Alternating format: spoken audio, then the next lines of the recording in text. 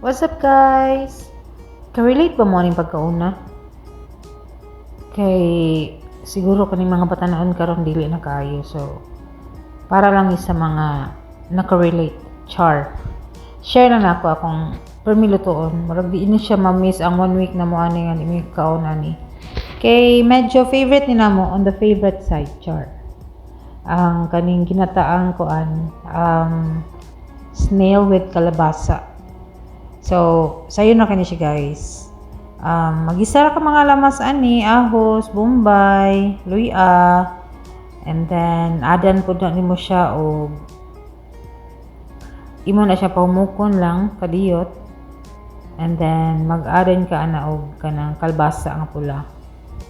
So kani siya mura gani siya ginuldog pero with the addition of the snails lang na siya seafood ba. Kaning ginuldog man god, you can have it without any subak or pwede ra sa di mabutang og subak, like lami ni siya butangan of crabs or butangan baron maghipon or pwede mo i-mix. Pero even if wala siya, lami ra gyapon na siya.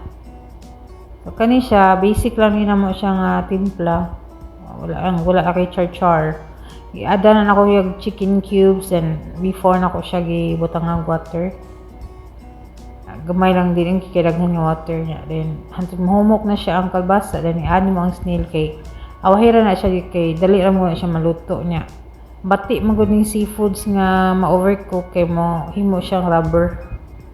So mo na siya guys niya, if you want to kuan ang timpla ani is tangan na nimo siya syempre ginataan man siya, and then amo ko sobrang coco mama, mas convenient ni nako.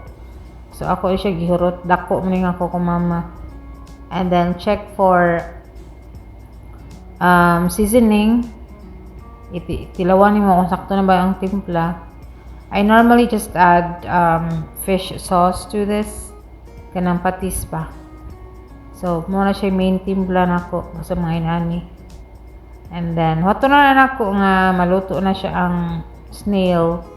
Mga 2 minutes, pabukalan mo 2 minutes, okay na siya. Dili sa na siya maayong overcook kay mugahi siya, mukaging mura siya grabber na namang kaunon. So, mo ni kalipay tiguang lami ni siya nga sabaw. Paad og duga char. And then mas lami ni siya kung naan siya malunggay or kalugbati, but at this time wala na mo na adan. Tangan na magdaghang sibuyas dahon kay sibuyas girl man ta. So serve na dayon. And then pag wala ka di ko makapitog isda, I make sure nga nagyud siya kanang side dish pa pang pagan na appetizer. So ang akong ipares na ng ani is kanang buwad bulinaw niya na mga lamas-lamas and suka. So more na siya guys, mga ideas lang ni nga akong share on our daily life or daily sudanan ni na walay special ani. And if you want ideas like this, you can follow and share sa atong video para daghan makakita. Salamat! Bye!